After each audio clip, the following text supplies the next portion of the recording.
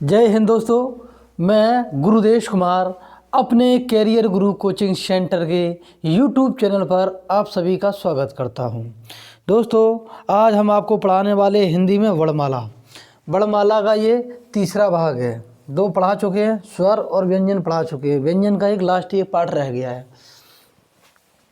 हिंदी वर्णमाला। चलो हम बात कर लेते हैं। हमने पढ़ाए थे आपको स्पर्शी व्यंजन या वर्गीय व्यंजन। स्पर्शी व्यंजन या वर्गीय व्यंजन लिख लेते हैं। स्पर्शी व्यंजन, इन्हीं का नाम है वर्गीय व्यंजन। वर्गीय व्यंजन, स्पर्शी व्यंजन या वर्गीय व्यंजन। चल रही है वीडियो। ये कितने में थे हमने बताए थे आपको, ध्यान देना। देखो, कंठ, तालु, मूर्धा। मूर्धा को मूर्धन्य बोलते हैं। कौन? मूर्धन्य। कंठ, तालु, मूर्धा, दंत, ओष्ठ। ओष्ठ।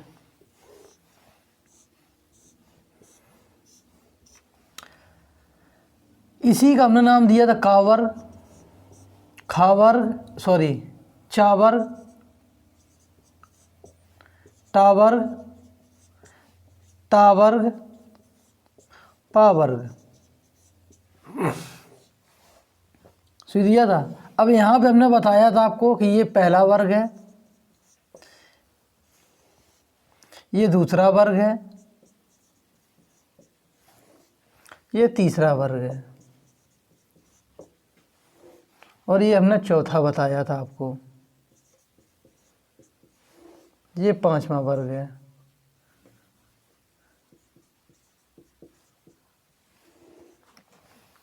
शायद आपको याद हो।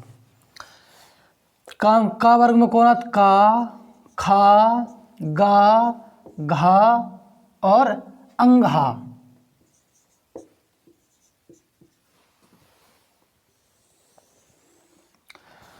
चा वर्ग में चा, छा, जा, झा और कौन आएगा? इंग्या। टा वर्ग में टा, था, ठा, डा, ढा, अड़ा।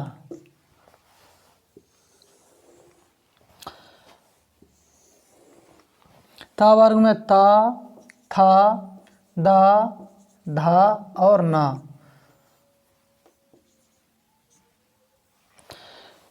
पा वर्ग में कौन आएगा? ये पा बनाया, पा। कौन? पा। पा, फा, बा और भा, एक जो रो मा। यही हमने बताए थे आपको। दो द्विगुण व्यंजन बताए थे। कौन? एक ये और एक ये। इन्हें क्या बोलते हैं? द्विगुण व्यंजन, द्विगुण व्यंजन, उच्छिप्त व्यंजन, गौण व्यंजन। कौन? ये दोनों। अब हम आपको, ये तो आपने लिख लिया, किसी को कोई डाउट हो इसमें, ठीक है, तो हमें बताए। मैंने बताया था पांचवें वर्ग को नासिक, अनुनासिक, ठीक है, अनुस्वर कहते हैं, बताया था। अब हम आपको बताने वाले हैं अघोष, सघोष, अल्पप्राण, महाप्राण। तो पहले पढ़ाएंगे हम आपको कौन? अल्पप्राण। कौन? अल्पप्राण। फिर बताएंगे हम महाप्राण। तो अल्पप्राण में आपको ध्यान देना है, कौन? अल्पप्राण और महाप्राण। अल्पप्राण और महाप्राण और अघोष और सघोष आपको ध्यान देना है। अल्पप्राण और महाप्राण में, अल्पप्राण किसे कहते हैं? जिन वर्णों के उच्चारण में, जिन वर्णों के उच्चारण में कम से कम वायु निकले, जिन वर्णों के उच्चारण में कम से कम वायु निकले उसे क्या बोले? अल्पप्राण। ठीक। जिन वर्णों के उच्चारण में अधिक से अधिक वायु निकले उसे हम क्या कहेंगे? महाप्राण। महाप्राण। देखो लिखते हैं हम, अल्पप्राण, अल्पप्राण। अल्पप्राण कौन कौन से वर्ण होते हैं? जिन वर्णों के उच्चारण में, जिन वर्णों के उच्चारण में में कम से कम वायु निकले, कम से कम वायु निकले,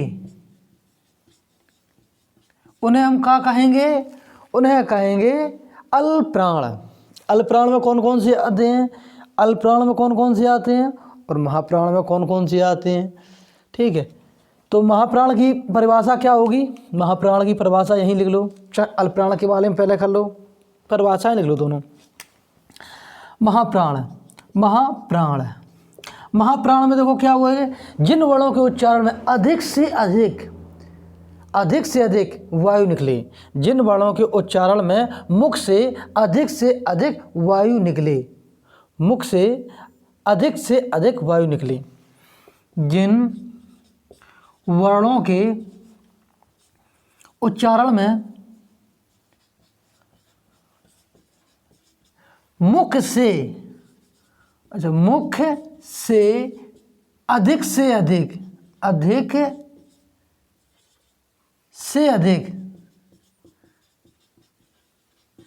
वायु निकले, उसे क्या कहेंगे? महाप्राण। यहां लिख लेना, मुख लिख लेना, मुख से, कहाँ? यहाँ। ठीक है, जिन वर्णों के उच्चारण में मुख से कम वायु निकले उन्हें हम अल्पप्राण कहते हैं। उन्हें क्या कहा जाता है? अल्पप्राण कहा जाता है। जिन वर्णों के उच्चारण में, ठीक है, मुख से अधिक वायु निकले उन्हें महाप्राण कहा जाता है, उन्हें महाप्राण कहा जाता है। महाप्राणों की संख्या कितनी होती है और अल्पप्राणों की संख्या कितनी होती है? अल्पप्राणों की संख्या होती है 20, महाप्राणों की संख्या कितनी होती है? वो होती है 15। अल्पप्राण की अगर हम बात करें, अल्पप्राण की बात करें तो अल्पप्राण में कौन आता है? स्पर्शी व्यंजन का पहला, तीसरा, पांचवा वर्ण अल्पप्राण में आते हैं। स्पर्शी व्यंजन का पहला, तीसरा, पांचवा वर्ण अल्पप्राण में आते हैं, ये 5 हैं। स्पर्शी व्यंजन का पहला और तीसरा और पांचवा अल्पप्राण में आते हैं, अल्पप्राण में आते हैं।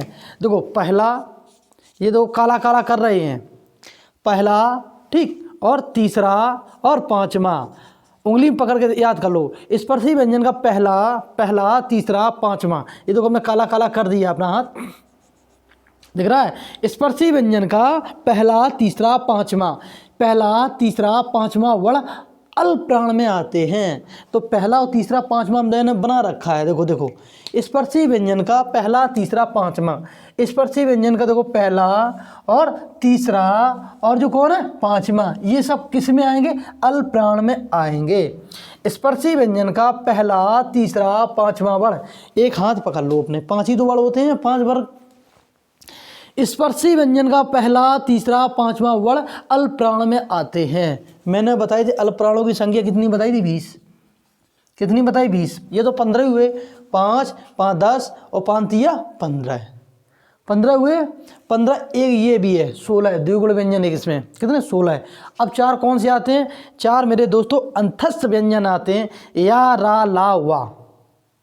अब महाप्राण की बात करें, महाप्राण में कितने वर्ण आते हैं? महाप्राण में मेरे दोस्तों 15 वर्ण आते हैं। कौन 15 है? स्पर्शी व्यंजन का दूसरा, ये देखो दूसरा, स्पर्शी व्यंजन दूसरा और चौथा, देखो नीले नीले से हमने उंगली कर दी है, ये नीले नीले से। स्पर्शी व्यंजन का दूसरा और चौथा वर्ग काय में आते? अल्प महाप्राण में आते हैं। काय में? महाप्राण में। ये तो 10 हुए हैं और एक द्विगुण व्यंजन हो जाएगा। काला काला से कर दे हम। देखो स्पर्शी व्यंजन का ये देखो दूसरा वर्ग, कौन? दूसरा वर्ग, और चौथा वर्ग, कौन? चौथा वर्ग। ये किस में आते हैं? महाप्राण में आते हैं। देखो 5 जे और 6 गे कितने? 11। और इसमें कौन आते? ऊष्म व्यंजन, तीनों सा आ जाते हैं, तीनों सा और हा। इनकी संख्या कितनी हो जाती है दोस्तों? 15। कितनी हो जाती? 15। इसे आप याद रखना है। इसी हिसाब से हम आपको बताएंगे किसमें? अल्पप्राण, महाप्राण के बाद अघोष और सघोष। देखो हम लिख देते हैं, यहाँ लिखते हैं अल्पप्राणों की संख्या। समझ में नहीं आएगी फिर बाद में कहेंगे।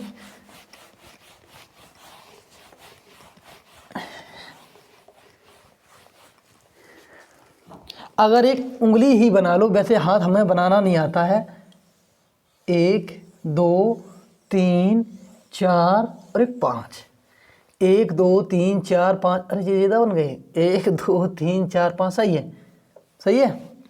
अगर ये पहली उंगली है, ये दूसरी है, ये तीसरी है, ये चौथी है, ये पांचवी है, ठीक है, ये हाथ बना दिया है, अब सही है, अब तो दिख गया होगा, कहाँ दिक्कत है, ये समझ जाओ, हाथ बन गया है। तो ध्यान दो, स्पर्शी व्यंजन का पहला, तीसरा, पांचवा वर्ग काय में आते हैं?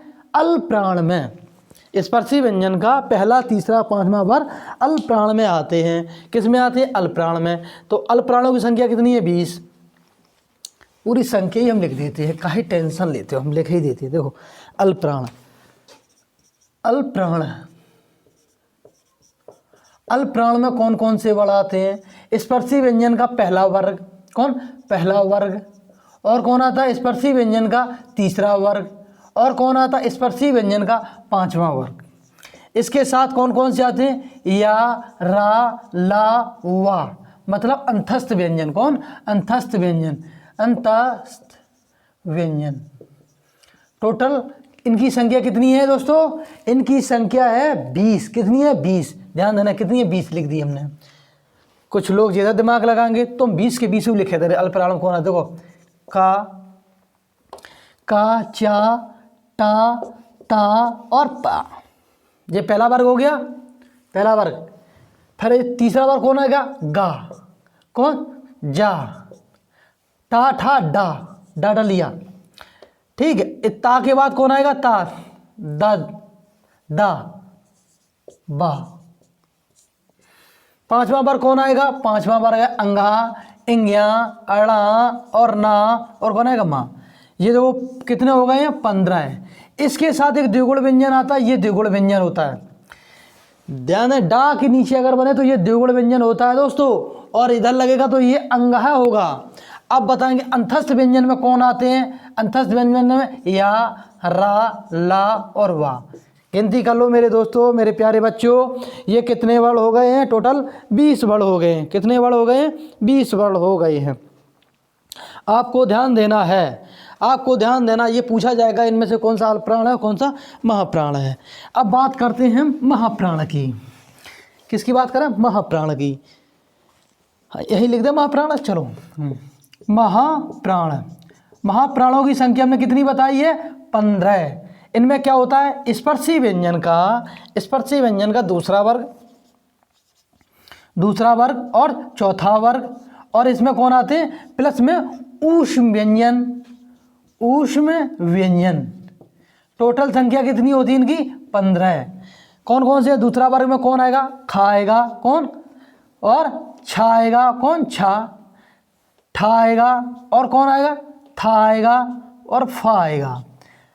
चौथा वर्ग कौन सा है? चौथा वर्ग, ठीक है। घा आएगा, कौन? घा, और घा के चा, छा, जा, झा आएगा, कौन? झा, झरना वाला झा, ठीक। और एक ये आएगा डा, और धा आएगा, पा, फा, बा, भा आएगा, ये आएंगे। ये देखो कितने? 5, 5, 10। इसके साथ देखो ये कि ये वाला द्विगुण व्यंजन लगता है, नहीं लगता इसमें? ध्यान देना मेरे प्यारे बच्चों, इसमें एक ये वाला व्यंजन और लगता है, द्विगुण व्यंजन लगता है। कौन? द्विगुण व्यंजन। अब द्विगुण व्यंजन में ध्यान देंगे, अब कौन? ऊष्म व्यंजन कौन है? प्लस में ऊष्म व्यंजन, तीनों सा आ जाते हैं। एक सा ये आएगा, फिर एक सा ये आएगा, और एक सा ये आएगा। इसके साथ कौन आएगा? हाँ। अब मेरे दोस्तों बताओ गिनती करके कितने हो गए हैं? 15। कितने हो गए? 15। 5, 5, 10, 5, 15। अब बात करते हैं हम अघोष और सघोष की। अघोष और सघोष की बात करेंगे। अघोष और सघोष।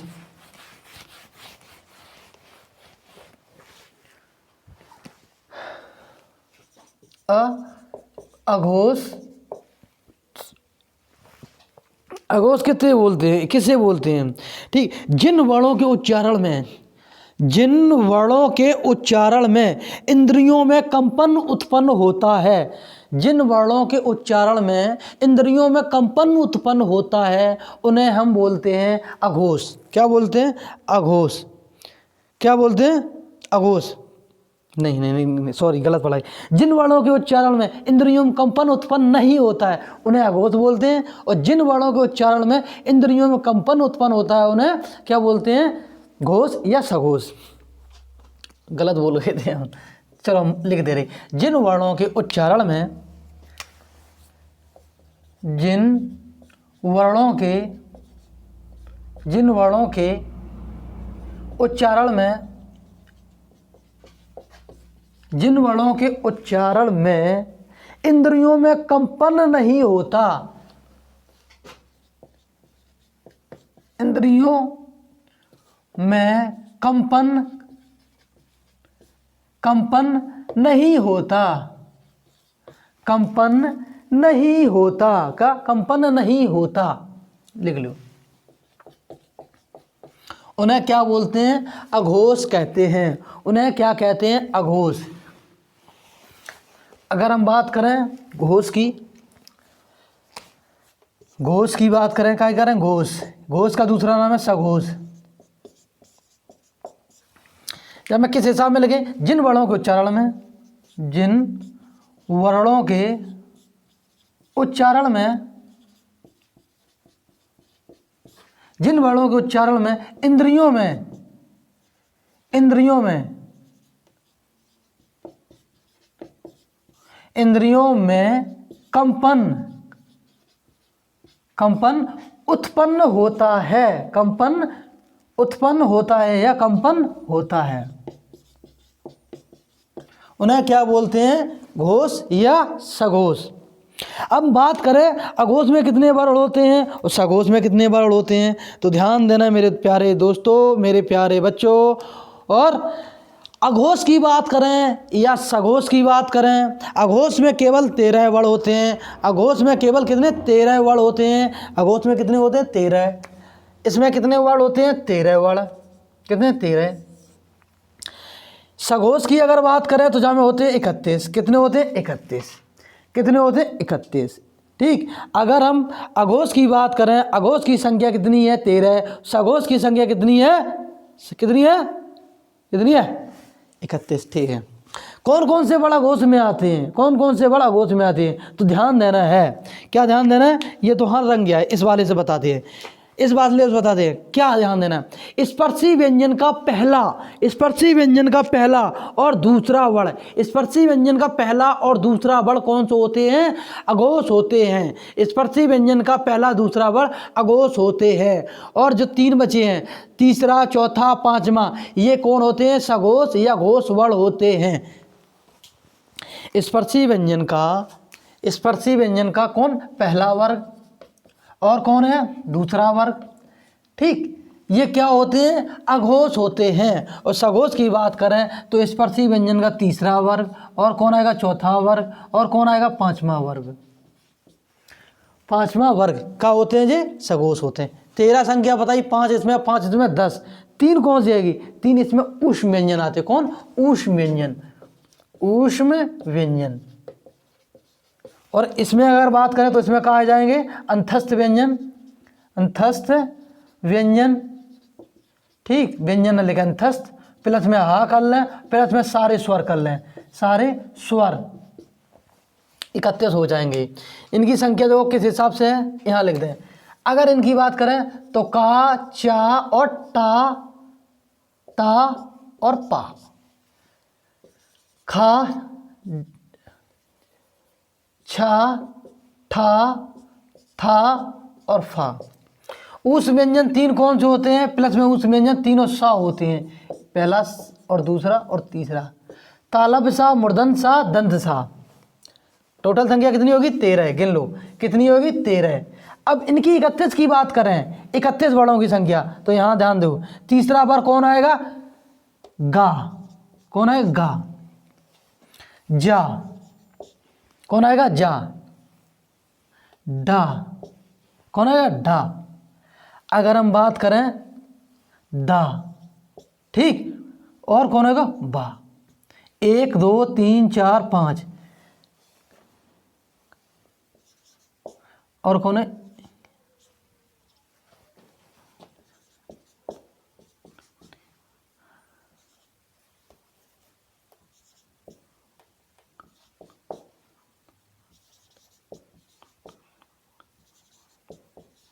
ये देखो हो गए हैं गा घा और कौन अंगा, जा जा इंगिया, डा डा ड़ा, ठीक, दा धा ना, बा भा मा। इनके साथ द्विगुण व्यंजन आते हैं। कौन द्विगुण व्यंजन और साथ में लग के आते हैं, द्विगुण व्यंजन लिख देते हैं। एक द्विगुण व्यंजन ये आएगा ये वाला, और इसके साथ एक व्यंजन द्विगुण ये आएगा। मेरी बात समझ में आई। अंतस्थ व्यंजन कितने होते हैं, अंतस्थ व्यंजन कितने होते हैं मेरे दोस्तों, अंतस्थ व्यंजन कितने होते हैं, बहुत बढ़िया। अंतस्थ व्यंजन कितने, 4 अंतस्थ व्यंजन, या और रा और ला और कौन है हुआ। एक तो जो देखो कौन है हा, और 11 के 11 स्वर कौन है, एक स्वर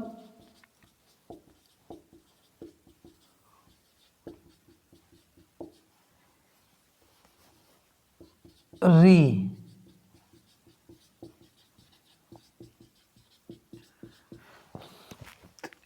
ये है। तो गिनती कर लें गिनती, 5 5 10 5 15, 5 15 पंचों को 20, 20 और 11 कितने 31, सॉरी द्विगुण व्यंजन यहाँ में नहीं आई है, 31 हो गई है। कौन है जी, 5 5 10 5 15, 15 5 20 और 20 और 11 कितने 31। तो मेरे दोस्तों कौन है जी, घोष वर्ण। घोष को क्या बोलते हैं, सघोष। और अघोष को, अघोषों की संख्या कितनी है, 13 है। और सघोषों की या घोषों की संख्या कितनी है, 31 है। अल्प प्राण की संख्या कितनी है, 20 है। और महाप्राण की संख्या कितनी है, 15 है। कितनी है, 15 है। दोस्तों आपको पढ़ते रहना है, आपको पढ़ते रहना है। जैसे हम अब एग्जाम्पल आपको बताएं, जो बच्चे हैं ना अधिकतर सच बता रहे बरसाती मेढक होते हैं, जो बोलते हैं टिड्डा। किस हिसाब से, जब वैकेंसी आती है तभी वो पढ़ने आते हैं। 2 महीने में कभी नौकरी नहीं ली जाती है, ठीक है, कभी 2 महीने में कोई भी नौकरी नहीं ले पाओगे मेरे प्यारे बच्चों। लगातार आपको तैयारी करनी है, कम से कम 6 महीना तो तैयारी करनी है। 6 महीना में सिलेबस कंप्लीट होता है, 2 महीने आपको रिवीजन करना है, फिर वैकेंसी का इंतज़ार करना है। ऐसा नहीं होता है कि यूपी पुलिस कांस्टेबल की वैकेंसी आ गई है, चलो अब फॉर्म भरते हैं, 2 महीना पढ़ लेंगे पेपर निकल जाएगा। ये तो वही बात है तुक्के वाली कि हो जाएगा तो हो जाएगा, नहीं होगा तो नहीं होगा।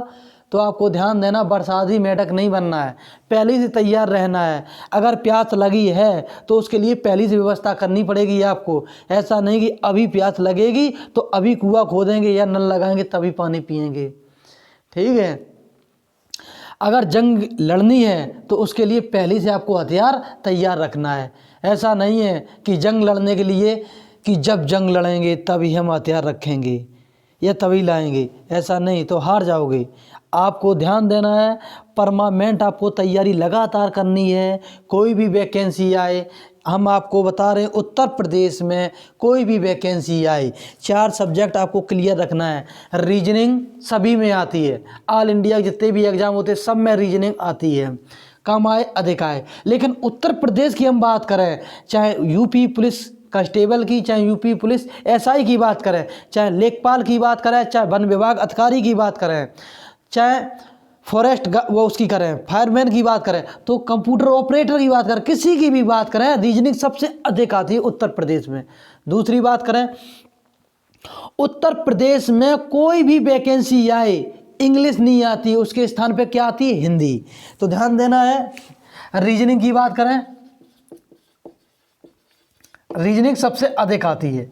फिर उसके बाद हिंदी, कौन, हिंदी, हिंदी, हिंदी के और आएगी कौन आएगा, फिर गणित, जो बोलते हैं मैथ। गणित सबसे ज़्यादा पूछा जाता है, अर्थमेटिक वाला, एडवांस वाला बहुत कम उत्तर प्रदेश में पूछा जाता है, कौन, और जीएस, सामान्य ज्ञान। आप पहले से तैयार रहो, पहले से तैयार रहो एकदम, ठीक है। कोई भी वैकेंसी है फॉर्म भरो, निकाल दो आराम में। तो आपको क्या पहले से ही तैयार रहना है मेरे प्यारे दोस्तों, और तैयार रहोगे तभी आप आगे बढ़ पाओगे। आप ये सोचो वैकेंसी आएगी तभी हम पढ़ना स्टार्ट करें तो नहीं कर पाओगे। जैसे कि हम एक जो हम अक्सर बोलते रहते हैं कोचिंग में, क्या, एक शायरी है, ध्यान दो। काम करो ऐसा, काम करो ऐसा कि एक पहचान बन जाए, काम करो एक ऐसा कि एक पहचान बन जाए, हर कदम एक ऐसा चलो, हर कदम ऐसा चलो कि एक निशान बन जाए, हर कदम एक ऐसा चलो कि निशान बन जाए।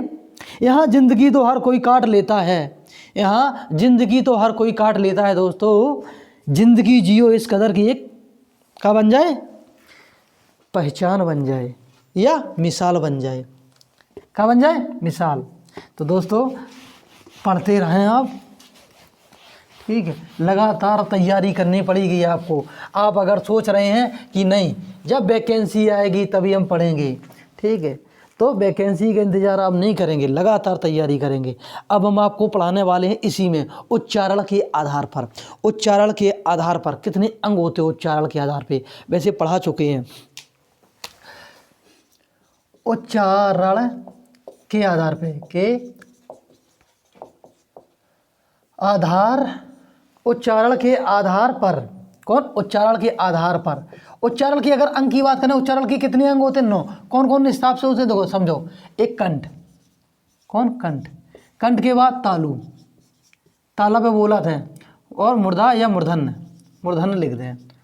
कंठ, तालु, मूर्धा, दंत, ओष्ठ, कौन है, ओष्ठ।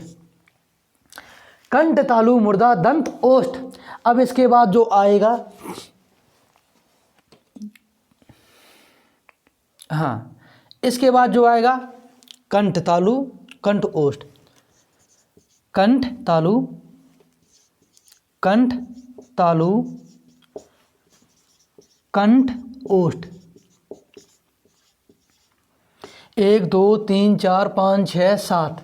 एक आएगा नासिक, कौन आएगा, एक नासिक, एक दंत ओष्ठ, एक नासिक, एक दंत ओष्ठ। कौन आएगा, एक तो नासिक आएगा, एक दंत ओष्ठ, यहाँ लिख लो, दंतोष्ठ,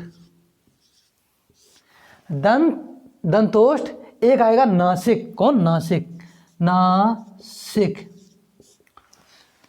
नासिक की अगर हम बात करें तो नासिक में कौन कौन से सब बता चुके हैं, एक लंग से सब में बताते हैं।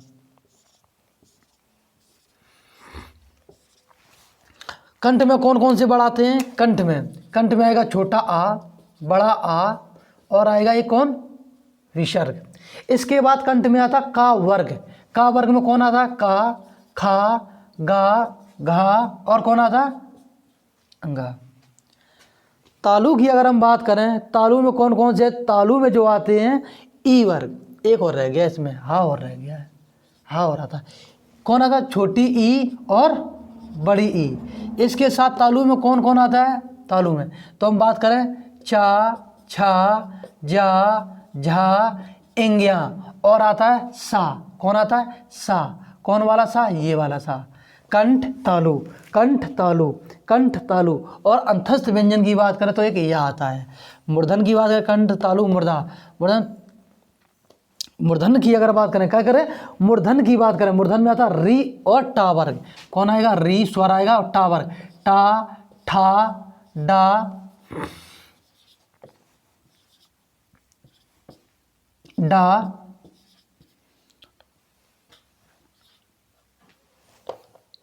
ठीक है।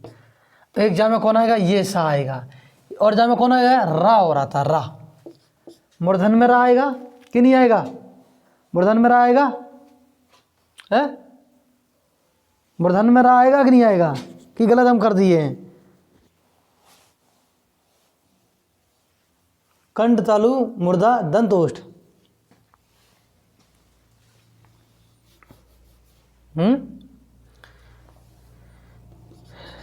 चलो दंत की अगर बात करें, क्या है, कंठ, तालु, मूर्धा, दंत।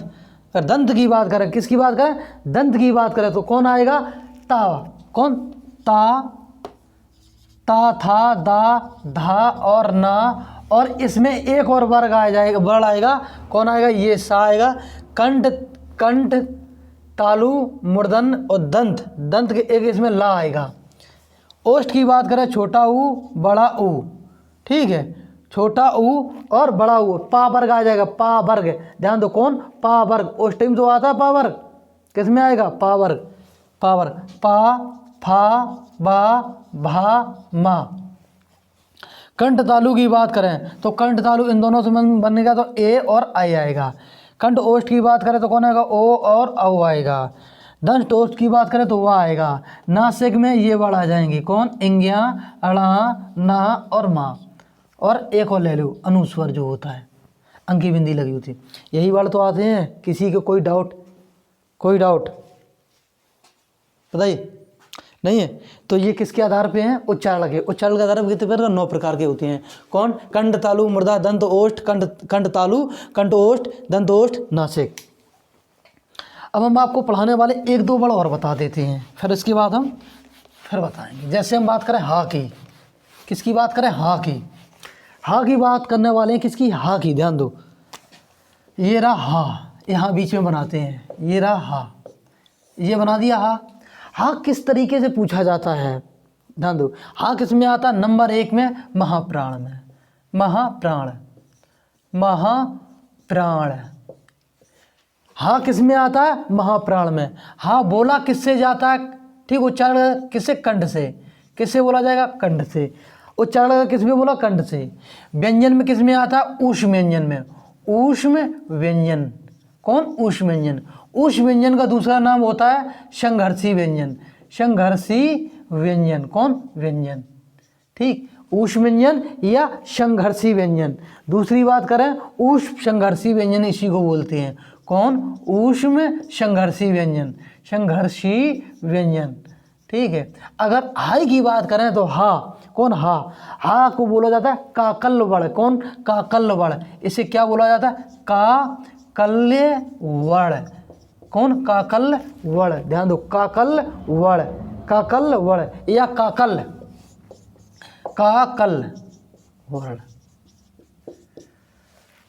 मेरे प्यारे बच्चों, समझ में आई?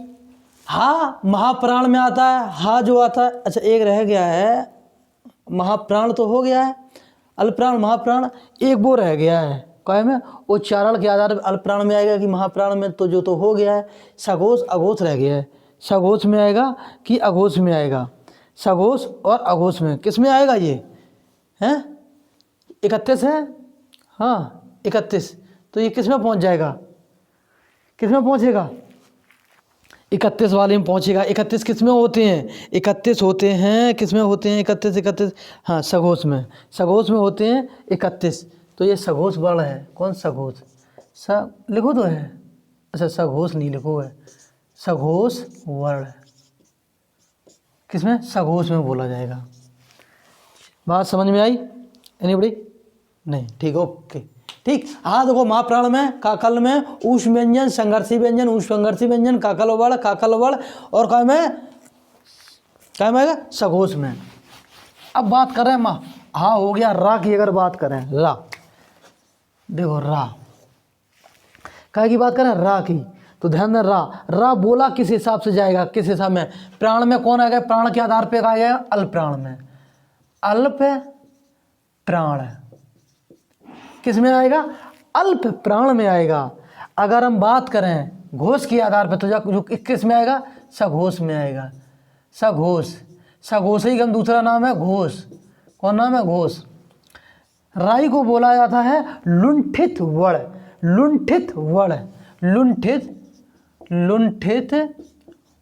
लुंठित वर्ण। रा जो आता है अंतस्थ व्यंजन में आ जाता है। अंतस्थ व्यंजन में अगर रा की अगर हम बात करें, क्या कि रा की, तो देखो लुंठित के बाद मूर्धन्य में बोला जाता है प्रकंपित व्यंजन बोला जाता है। प्रकंपित व्यंजन। कौन में? प्रकंपित व्यंजन। किसमें? प्रकंपित व्यंजन या प्रकंप जात व्यंजन, या बोला जाए से मूर्धन्य में बोला जाता है। बोला किसे? मूर्धन्य से, मूर्धन्य से बोला जाता है। उच्चारण के आधार पर किस में आएगा? मूर्धन्य वर्ण में। तो मेरी बात ध्यान दो दोस्तों, रा अल्प प्राण में आएगा। रा किस में है? सघोष में आएगा। लुंठित वर्ण है, अंतस्थ व्यंजन है, और एक प्रकंपित व्यंजन है, और कौन है? मूर्धन्य व्यंजन है। किसी के डाउट? अगर हम ला की बात करें, क्या कि ला की अगर हम बात करें, ला किस में आता है? तो घोष के आधार पर इसमें आएगा सघोष में। किसमें? सघोष। अगर हम ला की अगर बात करें तो किस में आएगा? महाप्राण में। किस में आएगा? महाप्राण। किस में आएगा? महाप्राण में। अगर हम लाई की अगर हम बात करें तो पार्श्विक बोला जाता है। इसे क्या? पार्श्विक व्यंजन। ठीक है। अगर हम दे की बात करें तो ये किस में बोला जाए? अंतस्थ व्यंजन। व्यंजन। दोस्तों एक बात और ध्यान है, अर्धस्वर हमेशा ध्यान देना। अर्धस्वर कौन कौन होते हैं? या और वाह, दो ही होते हैं, या और वाह। अगर या और वाह नहीं है, अगर अंतस्थ व्यंजन दे रखे हैं या, रा, ला और वाह, तो इन्हें पूरे को बोलेंगे। अगर ये नहीं है मेरे प्यारे बच्चों, इस बात को समझ में आपको आया कि नहीं आया, ये पहले बताइए आप। 35 मिनट की वीडियो हो चुकी है, कितने 35 मिनट की 35 मिनट की वीडियो हो चुकी है। चलो और दम ध्यान दो, ये तो आपने बता दिया है। वर्णमाला में थोड़ी 2-4 और लाइनें लिख लो, 2-4 लाइनें और। कौन कौन सी 2-4 लाइनें आएंगी आपको समझना होगा, आपको समझना होगा। जैसे बात करें हिंदी बात करें, हिंदी किस भाषा का शब्द है? लिखा चुके हैं।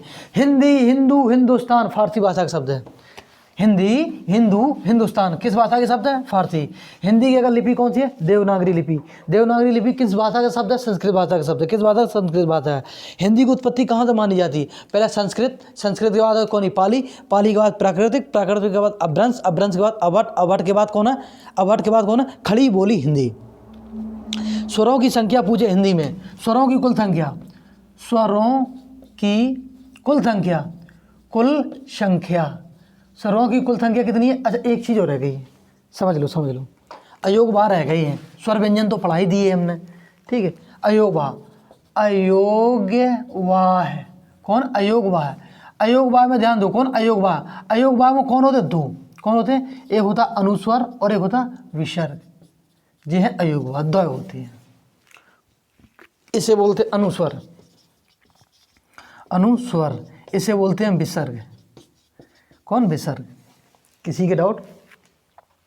चलो लिखते हैं, क्या पढ़ा रहे थे हमें खुद पता, भूल गए, ठीक है। स्वरों की कुल संख्या पूछी है, स्वरों की कुल संख्या, स्वरों की कुल संख्या, कुल संख्या, स्वरों की कुल संख्या किसमें? हिंदी में स्वरों की कुल संख्या, हिंदी में स्वरों की कुल संख्या कितनी है? 11। कितनी है? 11। कितनी है? 11। ध्यान देना है, कौन कौन से हम बता चुके हैं। अगर नहीं है तो श्रीमान जी समझो। छोटा आ, बड़ा आ, छोटी ई, बड़ी ई, छोटा ऊ, बड़ा ऊ, री, ए और ऐ। कौन है? ऐ। इसके बाद ओ और कौन आएगा? औ आएगा। यही केवल स्वर होते हैं। कौन होते? यही केवल स्वर होते हैं, यही केवल स्वर होते हैं। अगर हम बात करें अंतस्थ व्यंजन, ठीक है, स्वर और कौन है? अयोगवा, अयोग्य वाह है। और हम बात करें कौन की बात करें? व्यंजन। कौन? व्यंजन। व्यंजनों की संख्या होती है 39, इनकी होती है 2 और इनकी होती है 11। जब जो स्वर के साथ अयोग वाह जुड़ जाएंगे तो स्वरों की संख्या कुल कितनी हो जाएगी? 13। स्वरों की संख्या कुल कितनी हो जाएगी? 13। अगर स्वर व्यंजन कितने? 39। अगर व्यंजन के साथ अयोग वाह जुड़ जाएं, व्यंजन के साथ अगर अयोग वाह जुड़ जाएं, व्यंजन के साथ अयोग वाह जुड़ जाएं तो जिनकी कितनी हो जाती है? 41। मेरे प्यारे बच्चों कितनी हो जाए? 41। ये कितने हैं? 11। टोटल अगर जिन्हें जोड़ दें कितने हो जाएंगे? 52। कितने? 52। अगर हम बात करें स्वरों के साथ अयोग वाह जुड़ जाएं, स्वरों के साथ अयोग वाह जुड़ जाए तो जिनकी संख्या कितनी हुई? 13। 13 के साथ अगर 39 जोड़ दें कितने? 39, तो संख्या कितनी हो जाएगी? 52। मेरे प्यारे बच्चों ध्यान इस बात को आपको देना पड़ेगा कि जो अयोग वाह होता है, स्वर और व्यंजन के बीच की कड़ी को हम अयोग वाह कहते हैं। स्वर और व्यंजन की बीच की कड़ी को अयोग वाह कहते हैं। इस बात को आपको ध्यान देना है, ठीक है। तो हिंदी में स्वरों की कुल संख्या कितनी है? 11 है, ठीक है। अगर संस्कृत की बात करें, संस्कृत में स्वरों की संख्या, स्वरों की संख्या कुल कितनी है? संख्या कितनी है? संख्या कितनी है? संख्या कितनी है? 13 है। संस्कृत में 13 है, संस्कृत में 13 है। कितनी है? 13 है। अब हम बात करने वाले हैं किसकी? अपभ्रंश की। अपभ्रंश में स्वरों की संख्या, स्वरों की कुल संख्या कितनी है? कुल संख्या कितनी है? 8। कितनी है मेरे प्यारे बच्चों? कितनी है? 8, ठीक है। हिंदी वर्णमाला में कुल कितने वर्ण हैं? 52 लिख रहे हैं। हिंदी वर्णमाला में कुल कितने वर्ण हैं? 52।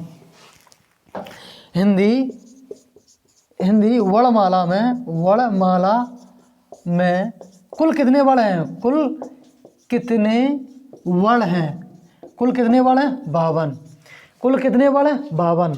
हम बात करें मूल वर्णों की संख्या, हिंदी वर्णमाला में मूल वर्णों की संख्या कितनी है? मूल वर्णों की संख्या, क्योंकि मूल वर्णों की मूल वर्णों की संख्या, कौन संख्या, तो ध्यान देना कितनी है 44।